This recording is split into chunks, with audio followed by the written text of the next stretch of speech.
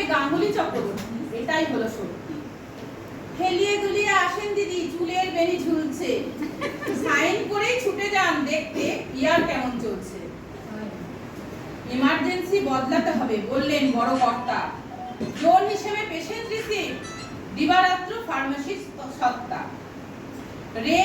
Red green yellow zone হলো রাতারাতি, observation খুলে গেল, পেশেন্ট দুদিকে ভর্তি।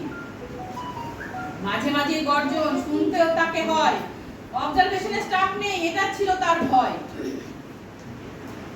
ইয়ার ওটি খুলতে হবে, এটা হলো আরজি। রাউন্ডের পর রাউন্ড এলেন সব স্যারজি।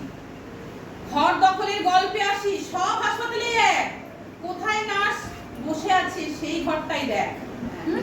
কি করা যায় সেই ঘরটায়, ভাবনা মুখপাত্রে, দখল সেটা করতে হবে চাই যে কোনো শর্তে। নার্সদের ঘর লাগতে পারে গাইডলাইনে নেই, যেন তেন প্রকারেণ দখল করতে হবে। শিপ্রাদি ও রুবিদি ছিলেন স্বপ্নাদির সাথী, ভীষণ ভালো ব্যবহারের জন্য ছিল দিদির খ্যাতি। কিছু মানুষ আছেন যারা ভালোকে ভালো বলে না, প্রশংসনীয় কাজের জন্য কোনো পুরস্কার দেয় না।